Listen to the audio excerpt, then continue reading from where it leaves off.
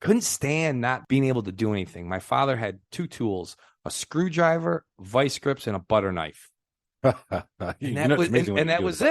And that was it. I'm not gonna lie, we've done a lot of stuff with a butter knife, right. And then kind of hard to slash my tires with a butter knife, Chris. Well, yeah. Whoa, hang on, now that's not what I'm talking about. Okay. But it's not as hard as you think. But no, I mean, but I think so. Back to Rocco. So, welcome to the Small Business Safari, where I help guide you to avoid those traps, pitfalls, and dangers that lurk when navigating the wild world of small business ownership. I'll share those gold nuggets of information and invite guests to help accelerate your ascent to that mountaintop of success. It's a jungle out there, and I want to help you traverse through the levels of owning your own business that can get you bogged down and distract you from hitting your own personal and professional goals. So strap in, adventure team, and let's take a ride through the safari and get you to the mountaintop.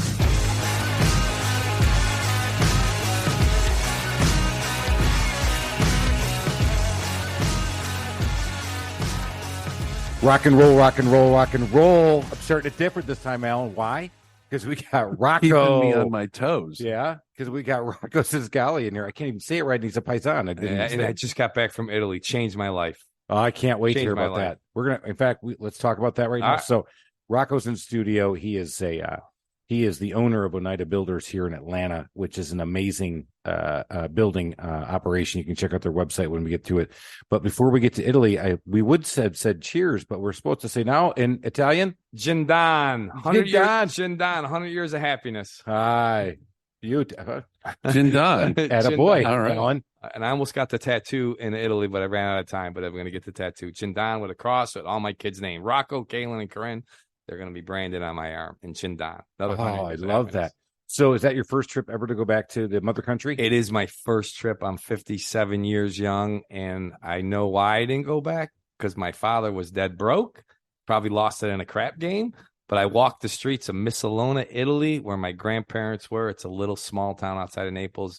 Life-changing, and it's just I can't wait to get back. You probably still have family there, right? You know, they all moved out, but I did go to the cemetery, and I found a Sinisgalli in the cemetery. No one of them. kidding. Yeah, my grandfather's buried there because he would go back and forth. A lot of stories about him we probably can't mention on air right now. Right. But or could we? Or could we? Right? Hey, yeah. Who's going to get us now, man? They're all gone. You never know. So who was the first in your family to immigrate over here? It was, I believe, when my grandfather and grandmother came with 3 or 4 kids, and then they had, my father was born here, but they had 3 or 4 that came from Italy. Wow. Yeah. So did you grow up speaking Italian/English? You know, I mean, unfortunately, there was Italian in my house, but I was the youngest of 4, and it never got to me, which it was disappointing. But like anything, you know, I could change that. But no, I remember listening. My grandmother spoke no English, and all she would come over on Saturdays and make fried dough, pizza frite. Oh yeah, you know, and it's like a funnel cake, which I can't even say that, but it's not even the same. No, she'd come over, we watch wrestling, and the only person she rooted for was Dominic DiNucci. Dominique, she would say. Fried dough with grandma watching wrestling, and that was classic. Yeah, good That's times, awesome. good times. So Rocky, you're a remodeler here in Atlanta. Do high-end design build. You actually also build from ground up. I do construction all across the board. But when you're growing up doing this stuff, and you grew up in Utica, New York, upstate New York. So the average snowfall there is a bazillion inches. That's right, and it's 10 below. When I was working, guys, 10 below zero was the normal. So if it's 10 below or warmer, we are working outside. There is no questions asked. That was the standard. So growing up, going to school, were you good in school, or was this something? Is this a family tradition? I was terrible in school. Terrible. You know, I was so terrible they kept me back in 2nd grade for another year. I just never cared about school. And in like 3rd or 4th grade, we had a little event, and everybody got up and said what their father does for a living. You know, my father's a postman, my father's a mailman, my father's a salesman, my father works in the paper industry. I got up and I said, my father's Italian and he doesn't work. And they freaked out, and they go, well, what do you want to do with your life? I says, well, I want to be a builder. And that was it. It never changed. So your dad didn't work. What did your dad do? That's a great question. You still don't know to this day. I do know. Back in the day, Utica was called Sin City, if you Google it. Okay. And at the end of The Godfather, when there was a meeting at the up in the Appalachians with the heads of all the families. Remember that? Yeah, my father's friend was there, Joe Falcone. So my father networked with that group. Okay. But a lot of big card games, crap games, stolen merchandise. When we needed to buy a gift for a girl, we'd open up the drawer, Chris. The drawer. It had necklaces in there. So your dad was involved with the mafia, but That's a whole new level of networking. Watch this, right? This takes networking. Yeah, but I love how he just answered that question, right? So your dad was involved. No. I remember asking my grandmother this. So we're all Sicilian, and they lived they had a duplex, but they always seemed to have a little bit more money than what really I thought my grandfather's dump truck business would be coming in. Don't start categorizing. Hang on. And I thought maybe my great uncle, he had a sandwich trucks that he used to run to all the shops and do the lunch trucks. So they always seem to have a little bit more cash in their pocket. Yeah. And so I remember asking my grandmother once, and she had broken English. Because she was born here. They're both of my grandfather and grandmother were both born here, but split family. Yeah. And I said, Grandma, are we in the mafia? No. Your grandfather's not in the mafia. No. I'm like, okay. Yeah. So he was not, but he definitely was running numbers. Yeah. He never filed a tax return his entire life. And in my family, the women worked and the husbands were able to have the freedom to kind of do what they wanted. Now, some worked for the city, some had restaurants, but nobody worked 9 to 5. I hear you. But you said, hey, I'm not going to go that way. I want to be a builder. I want to be a builder. So I used to on Sunday nights drive around on my little bicycle and garbage pick and pick up 2x4s and just start building stuff, fixing bikes. And my father wasn't mechanically inclined, so totally self-taught. I don't know why. Just couldn't stand not being able to do anything. My father had 2 tools: a screwdriver, vice grips, and a butter knife. And that was it. And that was it. I'm not gonna lie, we've done a lot of stuff with a butter knife. Right. And then kind of hard to slash my tires with a butter knife, Chris. Well, yeah. Whoa, hang on, now that's not what I'm talking about. But it's not as hard as you think. But no, I mean, but I think so. Back to Rocco. So in high school, you're going to school, but then you're working after school. High school, yes. So high school was life changing for him. We went to Kennedy High School, typical high school, but then they had a vocational course over at UFA, Utica Free Academy. It was in a rough part of town. So we'd get on the bus in the morning, which was the idiot bus, right? The guys that were carpenters and plumbers and electricians and masons. We get on the bus and we go to a different school. Junior and senior year, I built a house each year. Literally. So what would happen is you'd get in, people would put their name in a program. They'd pick them. They would have to have the lot and pay for the building materials. And we would build the house for free labor. And our school credits. Yeah. That was our program. Could you imagine? We were in, how old was I? Junior year. What are you? 17? 16, 17? You're building a house. In the middle of winter. Oh, boy. So great. So I would go there in the morning and then go to regular school in the afternoon. Vocational.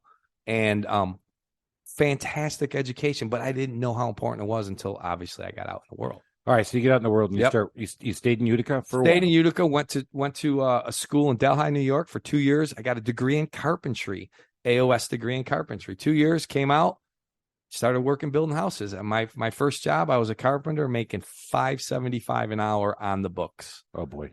After take home, 40 hours was $141 after 40 hours of work. Wow. 1987, bro. That's I mean, think about that. 141 take home in a week. Take home. And right now, the 80s were so much fun and he had no money to enjoy it. I know it. So unless he found Dad's drawers and went, he did. He did. No, you can tell he's legit. He did say on the books. Well, on the books. And then I started. One guy came on the job one time and he said, his name was Louis Moses. He was in his 60s. He says, I need a carpenter to help me after work. Anybody want to work? I raised my hand. And that changed my life. Why did it change my life? Because I was willing to do above and beyond what the average person was doing. No intelligence, more balls than brains, to step out and say, I'll work from 5 o'clock at night till 10 o'clock.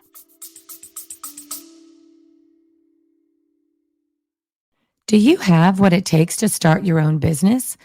Are you tired of the 9-to-5 corporate job and ready to make that leap into entrepreneurship? You need to check out From the Zoo to the Wild, the book by successful entrepreneur Chris Lalomia. This book is a unique perspective on the journey into the wild world of home services and delivering excellence in service while working in customers' homes. Lalomia shares his path to success in this industry, including proven customer relationship strategies, award-winning customer experience processes, and a unique approach to training a team of service technicians to perform at the highest levels. Whether you're a small business trying to scale or a franchise operation, From the Zoo to the Wild will give you the mindset, habits, leadership style, and customer-oriented processes to succeed as a small business owner in the world of home services. So if you're ready to take control of your future, get a copy of From the Zoo to the Wild today, available on Amazon.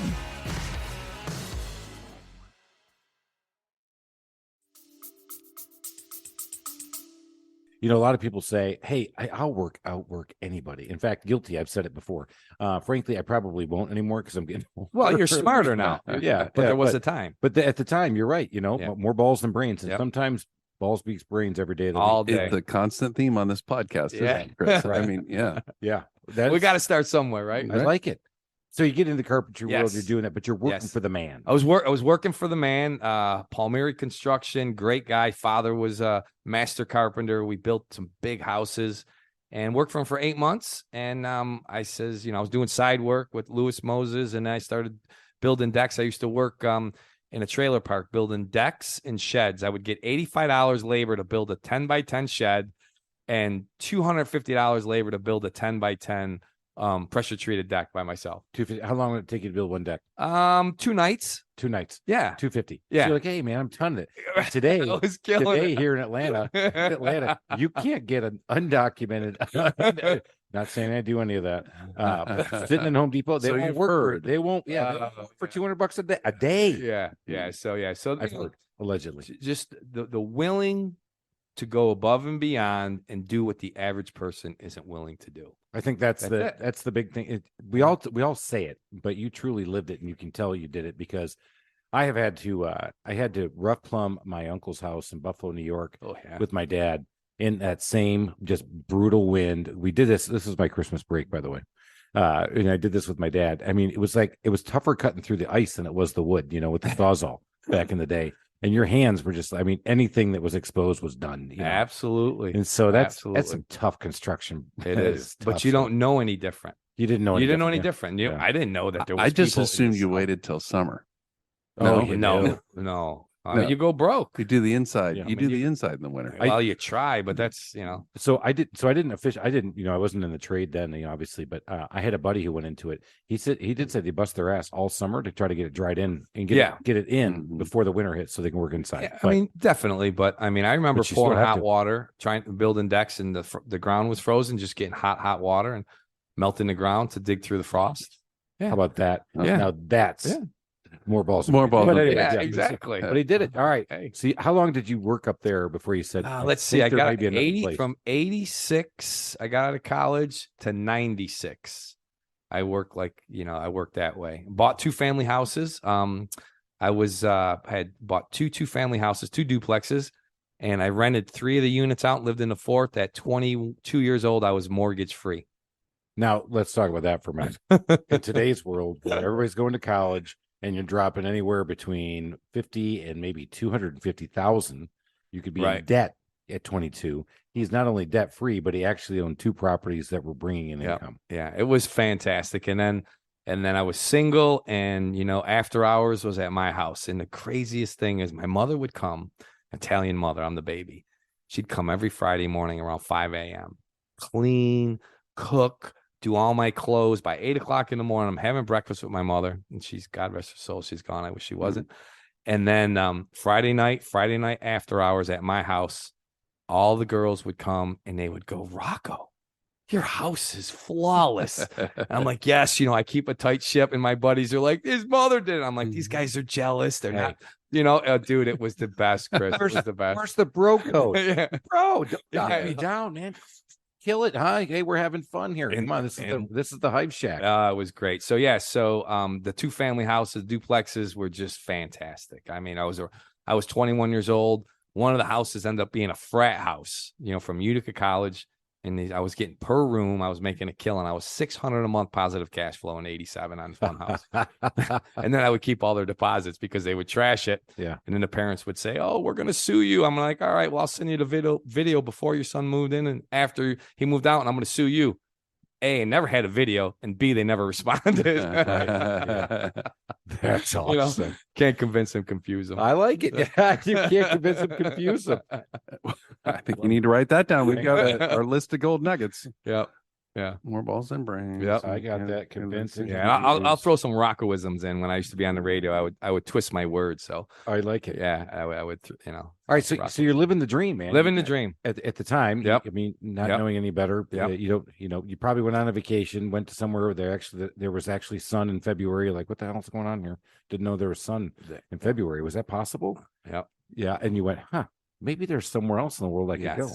So in 96, packed up the truck, had a Silverado extended cab, 94 Silverado, 4-wheel drive, the plow on it. Of course, I didn't take the plow with me. Put $10,000 cash in the truck, and I went from Boston, Massachusetts, all the way down to South Beach, Miami. Ended up in Atlanta. It was February 96, staying at a hotel over on Roswell Road in 285. And Saturday afternoon, February, 72 degrees. I walked to a bar called The Good Old Days. Now, this place was rocking. It was over by American Pie. Yeah. There's probably some listeners here. So I walk in there. I'm 30 years old with my Motorola flip phone. People are in bathing suits and wading pools, and this place is mobbed. Everybody was gorgeous. Guys, girls.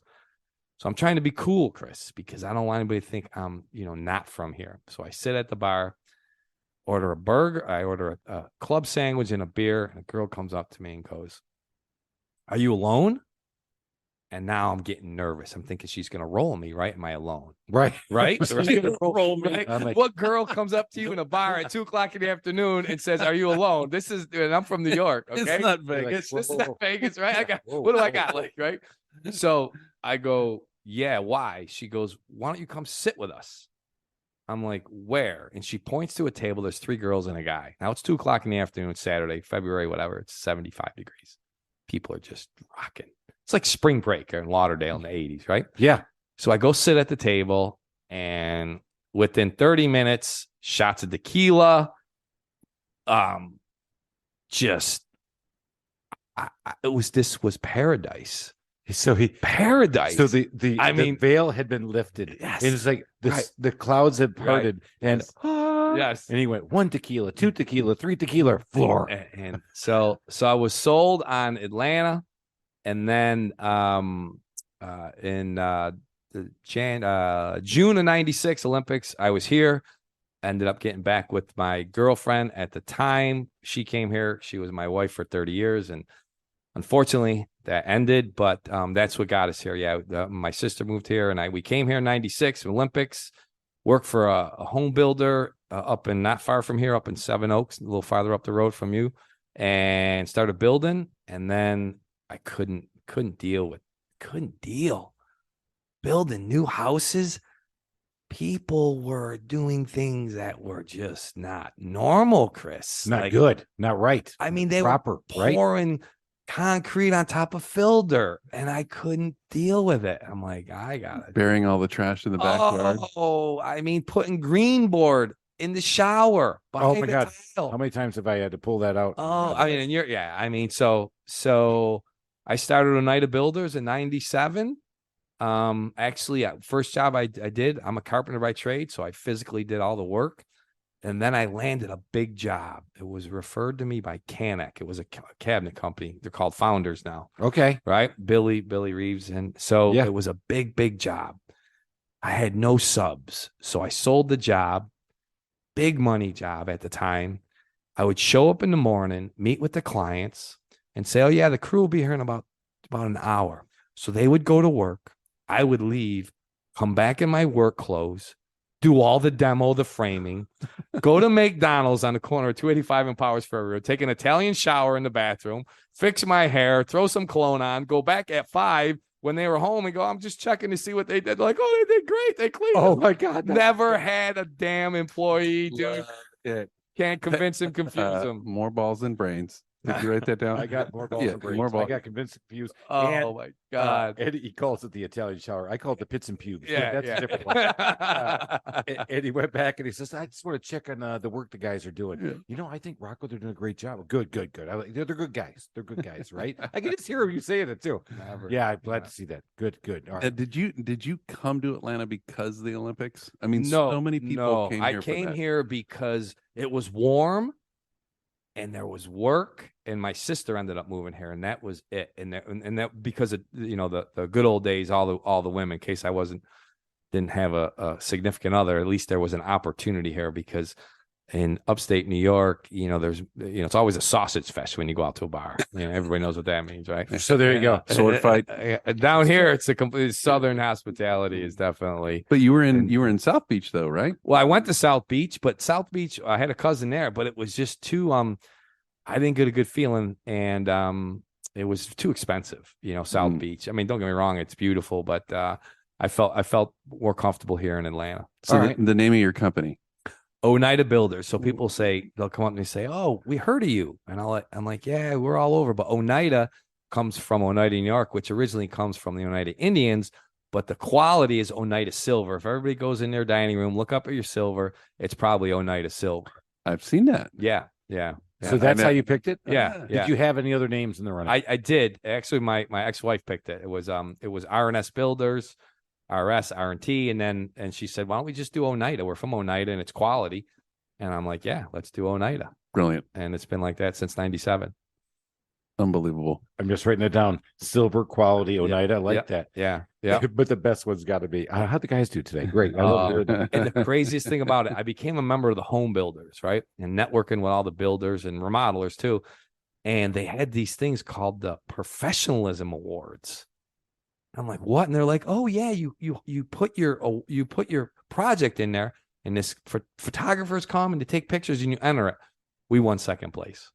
Wow. It was amazing. Yeah. So then within a year, HGTV and all that stuff now, for the first started called Gimme Shelter, was Discovery Channel.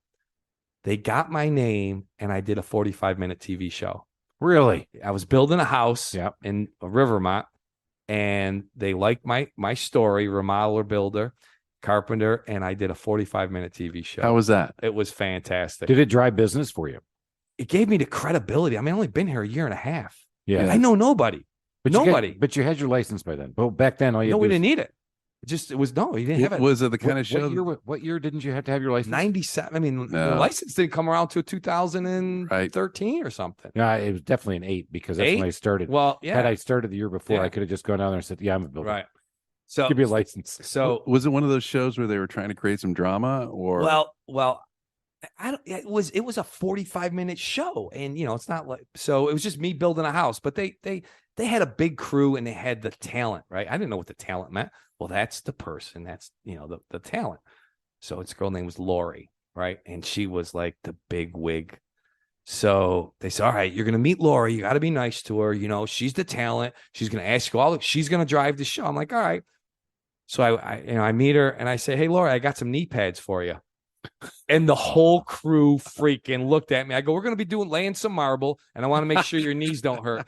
"Oh, thank you, Rocco." That kind of gone the wrong way quick. Hey, well, here's the title. Here's the title right here, right? More balls and brains. That's right. So he says that. Right. I got kicked off the damn show. Like, hey, today you say that. Forget about it. I mean, forget about it. Really, life is too short.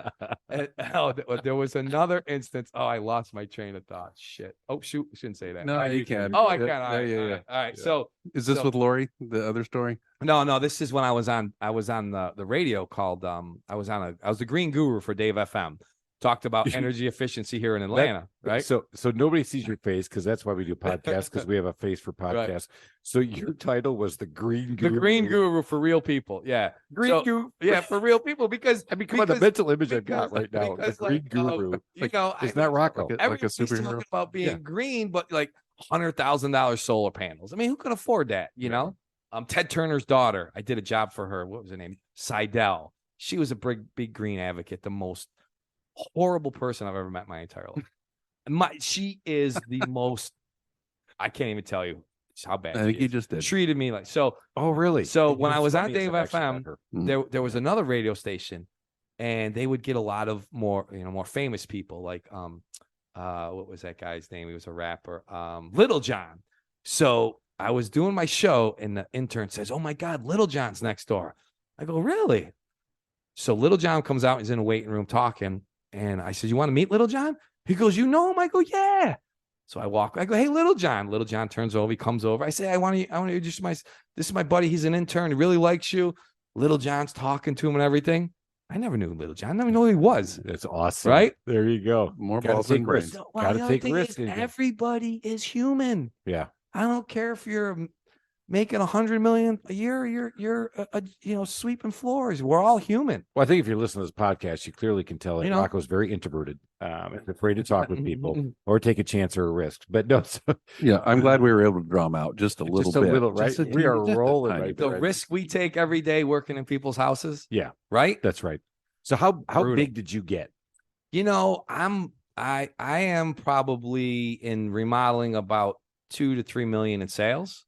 Today, yeah. Did you ever get any bigger and decide to come on back down to a level, or no? I'm very comfortable. I love what I really like to do now is develop people. Right, every knowledge I have, mentor, give away. I mentored a friend of he was a client of mine's brother, and he said, my brother's going to go into business. You want to give him some points. I mentored him. I gave him all the ins and outs. And he says to me, "Why are you doing this to me? Why? I don't want. Why not?" Let me ask you. Why this. not? I mean, you sound totally. You keep the professionalism up. But your story is of a self-made man. But you did go to the trade school. Did you have mentors? Did you have some key people along the way? None. So it's really interesting that you have chosen to become one for other people when you never had them yourself. Well, because you wish you did, probably. Would have helped. Although you didn't. Yeah, it would have. I could have definitely I needed it. I needed it emotionally. And, but like anything, you play the hand you're dealt. I mean, if you're not dealt good cards, well, you got to make the best of it. And I love to mentor people. What are a couple of key things that you focus on when you're in a mentoring situation? The key thing is profit. How to be profitable. Because at the end of the day, as a builder or modeler, if you're not profitable, then you're not going to give a good product. You have to understand what things cost. And if you don't, you're gonna be unfortunately give our business a bad name. Well, we told you who our audience is. So what are a couple of the things that people aren't thinking about that are killing their profitability? I think the biggest thing is they go into a situation, a project, with allowances or just putting some budget numbers together. Allowances are deferred decisions. Take the time to know what they want. Don't go, well, we think. No, spend a little more time in the planning so you could put that number in there and then put a profit on top of that number. And it just, most guys like me are very anxious and ADD and, I'm all of the above. Surround yourself with people that are better than you. Whoa, he keeps giving this kind of advice. I'm gonna have to take the title away because now he's starting to sound like he has a little bit of brains. Balls and brains is gonna get eyeballs. What he just said, so many people can't do. Right. They can't do that. Right. Because they're afraid of looking bad. And yes. Right. And people looking bad. Right. Right. Yeah. They whether look good and just get slaughtered. And, yeah. They're gone. Or surround yourself with people are better than you. You have to. I mean, people don't work for me. My employees are not employees. They work with me. They are equal. They are equal to me because they can go and get a job. I can't do this business without them. I mean, I'm great, but I'm useless without the people. So am I really good? It just depends. You started off pretty well with that. He did great. He did a lot better than me. So because right now, any entrepreneur, anyone, I don't care what you're doing, knowledge with the internet and the resources today. We didn't have it back then. I started this business in 97, and then 5 years later, I bought a book, 10 Things You Should Do to be a remodeling contractor. I did 9.5 of them wrong. Attaboy. I didn't know my accounting. I didn't know my business insurance. I didn't know how to estimate. But I was able to overcome them because I didn't have fear. You were able, you're still charging ahead going forward. Okay. And we're pretty skilled, clearly. I mean, I had a good trade, but education to me is critical. And the person I was mentoring went to Cornell, MBA. This guy is a brain, wicked smart. But what I was able to do is just give him the hands-on business experience for our industry. He was signing a deal to build a custom house. He never built a custom house before. He gave the guy a price. Whoa. I said, Lowell, what happens if the framing costs more? Well, I don't know. I said, change that contract to a fixed fee. Where you're going to give him a builder fee, plus he pays the sticks and bricks. He changed the contract. 8 months into it, COVID hit, materials tripled. He would have been bankrupt. Oh, good. He would have been bankrupt. Oh, wow. This is wow. He would have been bankrupt. Oh, totally done. Right. Yeah. He would have been bankrupt. Oh my gosh. So just that little bit of advice, saved them. And I think in any business, get that education. And you don't have to pay for it. Mentors, networking groups. You Google anything today. So I think Rocco also is another title. If you want to start another business, I am your F up angel. I'm going to keep you from effing up. Yeah. Knowledge is power. And if you don't have it, get it. Pay somebody to do it. It's out there. It's out there. Did you ever in your business, we've all made mistakes when we go things. Did you say, at one point you're like, you know what, 2 to 3 million, I don't feel comfortable. I'm going 20, 30 million. I'm going to go nuts. I'm going to go big. Did you ever have that shiny object syndrome? For a short period of time, because I have to give up too much, and it's time where, was able to go to Italy. How much is enough money? Yeah, sure. A little bit more, but I lost my parents. I lost my sister. I got divorced, and I've realized what's most important is healthy relationships and experiences. And I can do all of them with a comfortable salary. I'm not, how much can I want? I lived in a 3-bedroom house and I thought we were rich. My house now is pretty damn nice. Yeah. So I've made it. I have no other financial goals to meet in my entire life. My goals are relationships and giving away what I've learned. Funny you should say that, because we always talk about this on the podcast about what is your definition of success. And, in my 20s, it was 100%. Sure. 100% money. Thank you. Sure. Money. No, it was relationships. No, fuck. Yeah. Well, different kinds of relationships. Yeah, that's right. Yeah, exactly. Yeah. But, and that's the thing. What I'm finding too, is especially the younger set are learning that earlier. They don't want to have the big houses that their parents or their grandparents had. They don't want that. They want experiences as well. Yeah. You just hit. Yeah. So I applaud them for that, because we would all say, well, they're just cheating, they're just lazy.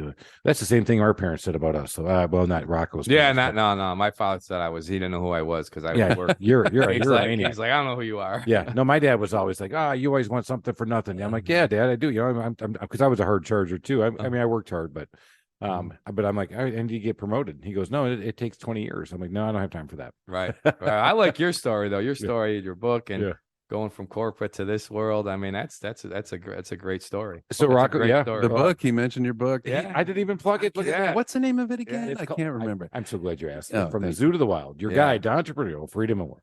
Yeah, and I think, endorsed by the Green Guru. Yeah. How on earth did you get the Green Guru gig? Did you know a damn thing about green? Well, I did a little bit. There was a lot of green movement here in the beginning. Pam Sessions, Carl Seville, and I was part of that group. I surrounded myself with very, very intelligent people. And I've been copying my whole life. I'm going to tell you a little secret. Okay, so back I grew up in Utica, New York, across the street from Jefferson School. I went to the school. So Mike DeZura was the janitor. Played, he's like a handball champion in New York State. Young, big guy. So good friends with my father. My father was Vito. Did I tell you my father's name was Vito? No. I'm glad you did. My brother's name was Vito. No. And my brother's name is Pasquale. And my nephew's Vito. And I'm Rocco. And I got a Rocco and 2 angels. Did I tell you that? No, you failed to mention that. All right. But I will say, before you tell the rest of the story, when you Google Rocco Sinisgalli, right, there are probably 400 of them out there. And Alan Wyatt's over there going, no way, Chris. I'm like, I know. It's almost like John Smith. There's like a million of them out there. Really? I did it. When you Google your name, it's all over. And there's quite a few in Italy. So, all right. Yeah. All right. So, all right. Back to what? So Mike DeZura, handball champion. So I don't know. I was born. So this is probably 75, right? It's probably 10, 11. So I'd go help Mike DeZura clean the school. He'd open up the school. So now this is a 25-year-old man letting an 11-year-old boy, right? Clean. So we'd clean, pull all the desk out, dust mop. So I'd go into my class. I'd sit in the teacher's desk. I'd get the teacher's edition and copy all the answers for the year. Now,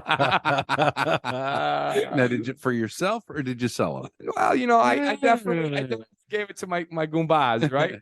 So answer me this. Was that smart, or is actually learning the subject matter and then passing the test smart? Answer that. Yeah, both are smart. Right? Yeah. Right? Huh? Yes. Yeah, exactly. I mean, what do I care about social studies and science? Nobody ever make me money. Nobody ever said that wasn't the game. Right. You tell me the game. Maybe I'm playing on this edge. Right. Maybe you're playing on that edge. So was it wrong? Technically, but that's what worked for me. That worked for me. Then we'd watch we'd order pizza with pepperoni and watch the Ranger game until 10 o'clock at night and go home. So hilarious. Today, do I copy? Well, sure. You get on, design. Well, what who's doing that? What's doing that? I mean, we're all bouncing off one another. Isn't that? It's funny because when I went to college, hey, eyes on paper, right? I went to engineering. I got an engineering degree, and then you had to start doing team projects at the end, and we'd have to do projects where you had to work together. Oh dear God! Yeah, there was always that one slug here. You just want to beat the living shit out of it. Like, dude, how about you do something, right? And they just wouldn't do it. And then what did you learn when you get out and you get in the corporate world? Yeah. You have to have people to get things done. Yeah, what happens if you want to be not just a solopreneur, you want to be an entrepreneur who has a business? What do you find out? You got to work with people. Yeah. So you don't have to be the smartest guy in the room. And there's always going to be a slug in every group. And there's always a slug in another group. Yeah. But that's what they're missing huge. And we've talked about this before about in college is they're missing that to be successful in life. Sometimes figuring out how to copy the questions before you get started and sharing it with your buddies may be the way to go, because if those guys probably figured out an edge to win the game later, right? Yeah, I have a feeling he'd pass some sort of I don't know, Navy SEAL, whatever, the creative way of problem solving. Yeah, I mean, it is problem solving. My oldest daughter is a Georgia Tech grad, highly intelligent. I mean, off the charts, 4.0.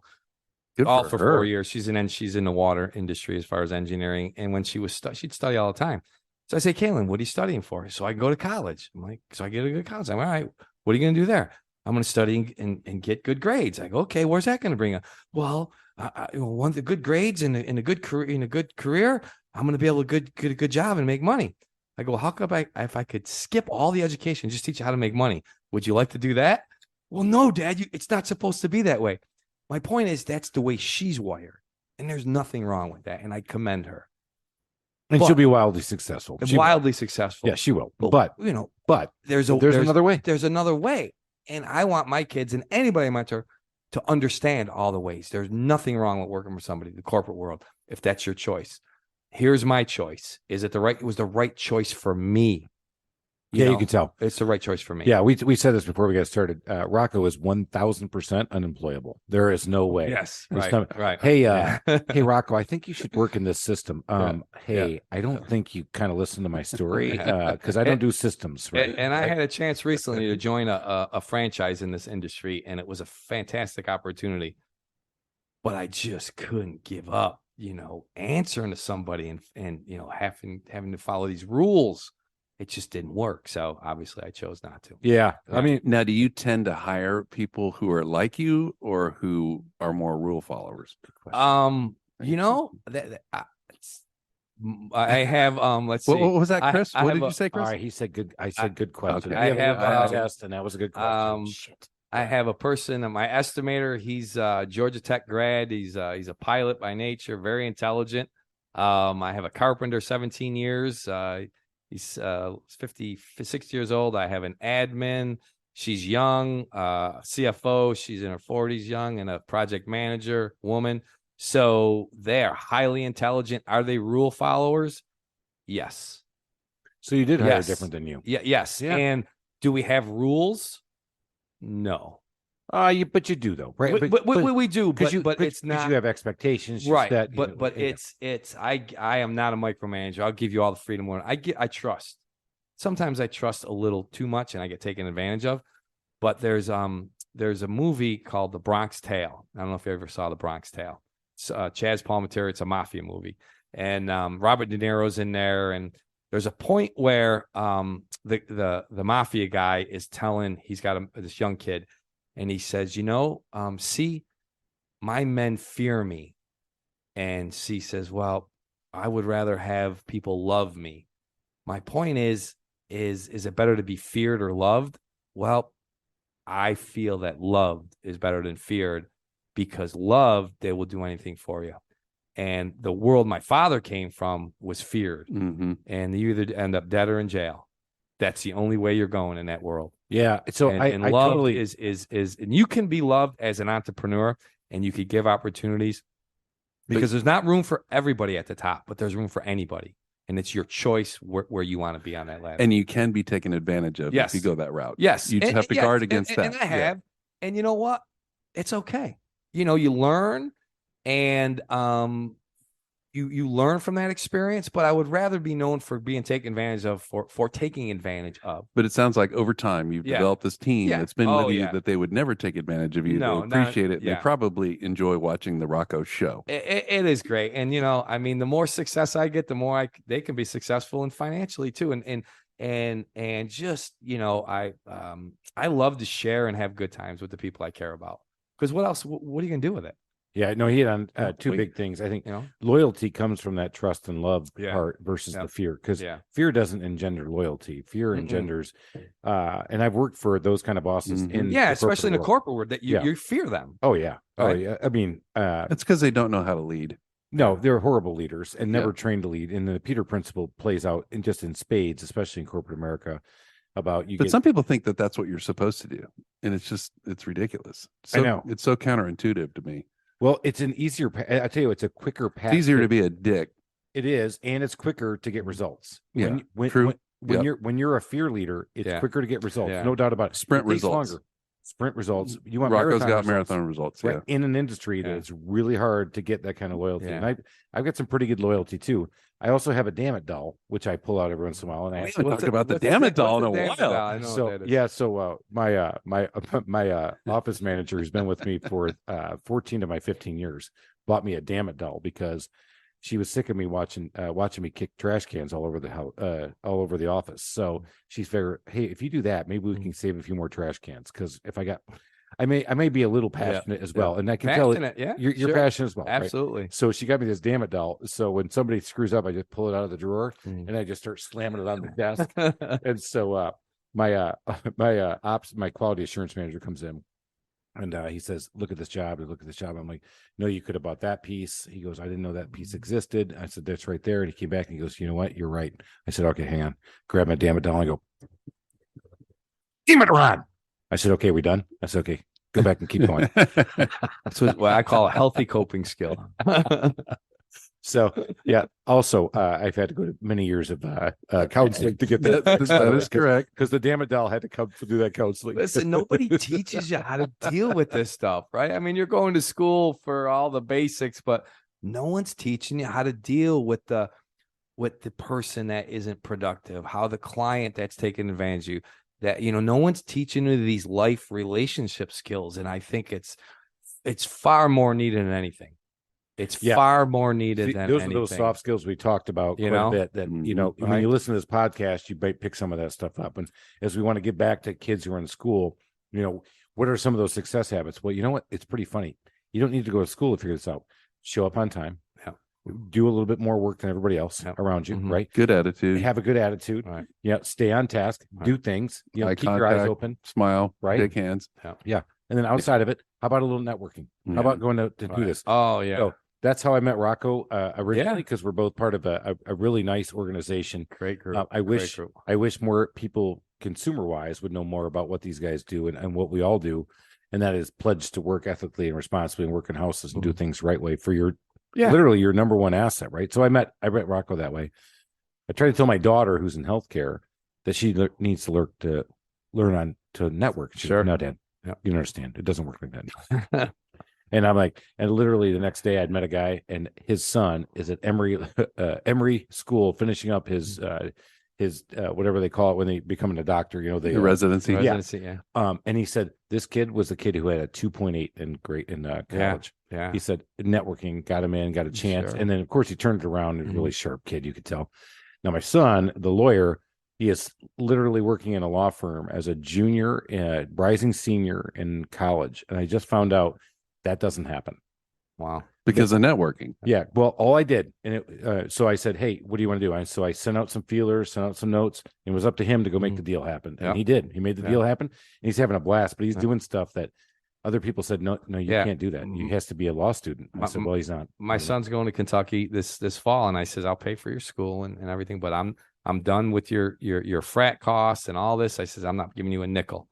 We got a pressure washer. I says, here's my list of clients and friends.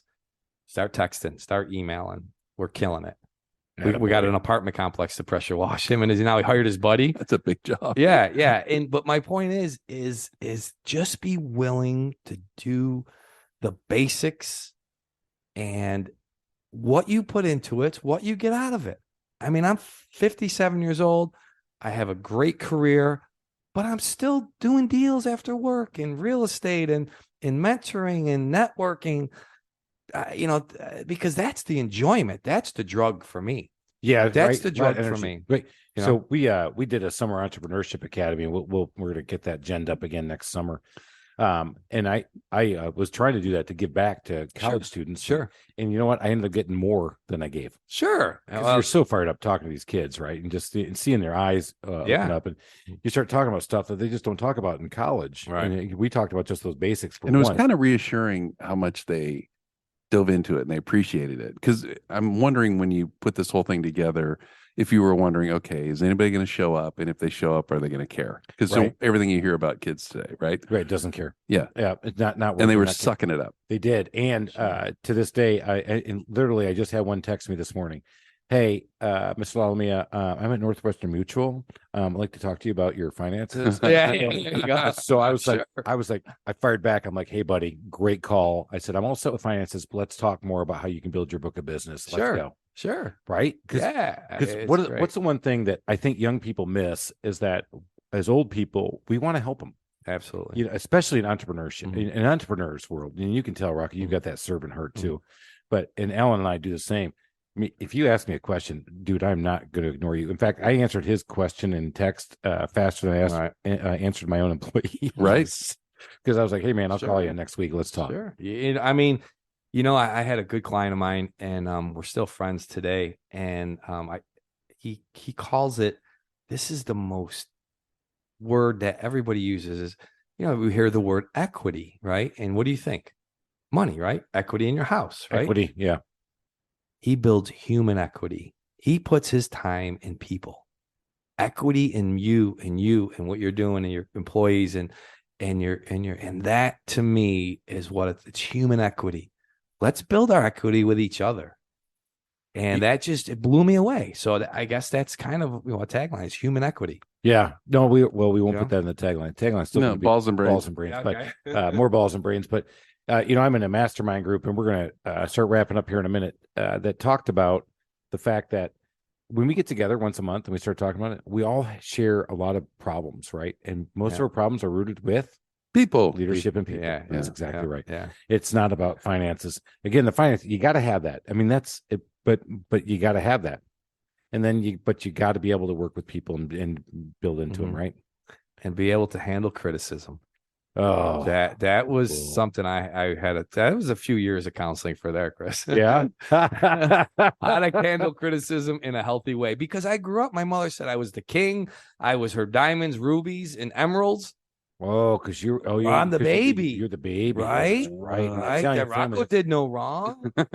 Oh, see, I was the number one of the number one, so I was the first king, and in my grandmother's my grandmother's jewel set, but I could do wrong later. I kind of wish I had an Italian mom. Oh, bro, yeah. Well, my mother always felt like and again, my mother's is passed as well, but she often told me, she goes, Christopher, I think you could be the president of the United States.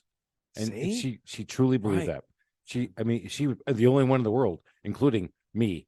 She's the only one in the world, especially now. I'd vote for you, Chris. Thank you, but I'm still not running. There's a song, and I know there's a song called, I think it's Toto. It's too much love, you get too high, not enough, and you're gonna die. So I grew up with so much love that I thought we were filthy rich. Because of the love, until I got older, I realized how financially strapped we were. Yeah, but love, you didn't even know that, right? Didn't know. Just didn't know. My dad said that to me. He says, "If your grandfather saw how you live now, do you think he'd even comprehend it?" He goes, "I go, no, because I remember him saying those are the castles on the hill." Yeah, that was his. But he said it in a really odd Sicilian. Yeah. Sicilian's so much weirder too.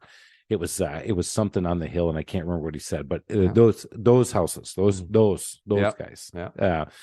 Rocco, man, this has been great. Love you guys, man. But we can't let you go without more questions. More questions. Oh boy. Come on. You love giving knowledge. We got to give knowledge. What is a book you'd recommend to all of our listeners? Oh my God. I'm not a big book reader. What was the one you mentioned one earlier? There is the only book, Rich Dad, Poor Dad. There you go. That was a good one. And then relationship wise, and if you're in a marriage or any type of relationship, called the Love Dare book. That changed my life relationship wise. The Love Dare. The Love Dare book. Yeah, it was. Yeah. Give us a nugget on that. Basically, it's a biblical perspective on how to treat each other in a healthy relationship. Blew me away. Solid. Changed my life. Awesome. Okay. Changed my life. A lot of life changing. Yeah. All right, here we go. Okay. Now we're going to get into it. I fear that our fourth one's not going to be still. You still kind of diminish my question. No, it's a great. You say now we're going to get into it. The next three questions are more important than that one. You know what, Ellen? You have that look on your face. You're so busted. No, you know what? So I'm going to buy the Love Dare book for you and me. No. I don't think it'll work. I think we need to have couples therapy, brother. And there's the gold nugget right there. Yeah. All right. What's a favorite feature? Question B. Question B. All right. Love Dare. We're definitely going to buy that for both of us. I'll sign your copy. Yeah. All right. What's the favorite feature of your house? Oh my word, dude! My house is like the crib, man. I built it. So the favorite feature of my house, I would say, is the pickleball court. Nice. Awesome. Look at that. It's so crazy, man. People freak out. We have a blast. Wednesday night pickleball in my house. Show up, man. We just play pickleball. It's awesome, man. Look at that. He builds community with pickleball. I do. Right. I do. That's really cool. Yep. Building community. Yep. With pickle. Yep. Ball. Yeah. All right. Here we go. All right. So one of the things that we are is we're definitely customer service freaks. Yep. Hello. Okay. We love about customer service. Yep. So when you're out there and you're the customer, what just drives you absolutely insane when somebody doesn't deliver great customer service? What is a problem you see? Pet peeve. And so that I'm the customer and not what I'm giving to my customer. Right. All right. Man, I think the biggest thing is just not doing what you say you're going to do. I mean, how simple is that? Show up and do what you're saying to do. And the other thing is making excuses. Oh God, that's a good one. So I got a guy that says to me, Rocco, it's a plumber one time. He says, I can't get this done. I don't have the right part and it'd probably be a couple days. So I says, Jeffrey, I'll give you $500 today to get that done today. Do you think you could do it? Rocco, I think I could, cut this end and put a Healy coil on it and do it. And I go, you think you got the tools to do it right now? He goes, yes, I do. I go, do it. And I'm not giving you the $500 because your sinful self was lying to me. You made an excuse because you wanted to go home. Now you're going to benefit. And you don't care about making your $20 million an hour. You just want to make an extra 500. So no, do it now. Don't make excuses. How about that one? That's a great turn. It is such a good. That is a huge one, Rocco. That's one of my favorites. I love that. Just tell me what's happening. I don't need to hear the drama. Right. Yeah. I'm going to be late. Quick story. We're on a job. Generator dies. We got the house power off on the house. We're putting in. Generator dies Friday afternoon. Everybody says, "Oh, we're leaving. We got no power." I blocked them with my truck. I walked 5 houses up. Landscape truck. Gave the guy $20, 5 gallons of gas, put it in the generator, started it up, get back to work. Genius. Solve the problem. There you go. Solving problems. Balls and brains. Yes. Definitely. That is gas help too. $20 help. Yeah, but this was before gas was $6 a gallon. Yeah, right. That actually got you 5 gallons. Of course, the $20 went to his pocket, not his boss's. Yeah. Hey, maybe it was 50. I don't know. Who cares? All right. So, obviously, you're a pretty skilled carpenter, but we want a DIY nightmare story, not one on your projects, one where you're doing it yourself and you're like, whoops. I impaled myself. I ripped my finger off. I shocked the crap out of myself. I got shot across the yard because temporarily blinded. Oh man, DIY. Doing a roof, and it started to rain. And I was 19. It was my parents' roof, so we put plastic on the roof. But I didn't realize once I stepped on the plastic, I would slide down because it was a slip and slide. And I slid down and smashed the deck. And I was 18 years old. How stupid is that? Plastic on a roof pitch with water? Huh? I like that one. All right. Yeah. And that one, Rocco, you've done it. Rocco, how can people find you here in Atlanta? Just Google OneidaBuilders.net. Oneida, Oneida, builders.net. And we'll make sure we put that and the Insta account because they put some beautiful pictures out there for you guys to follow. And if you're not in Atlanta, you just want to see what a good builder looks like and what they do, man, go check that. There's some great photos on your website. Oh, thank you. And that's my crew. They do great stuff. So that's awesome. Rocco, thank you so much for being here. All right. Yeah, guys, cheers, if you didn't Rocco. pick something up today, you missed out on some great gold nuggets because you got to have balls and you got to have brains. You got to put them both together. And sometimes you need to have a little bit more of one than the other. You just got to decide when to use them. All right, we're out of here. Let's go. Cheers. Later.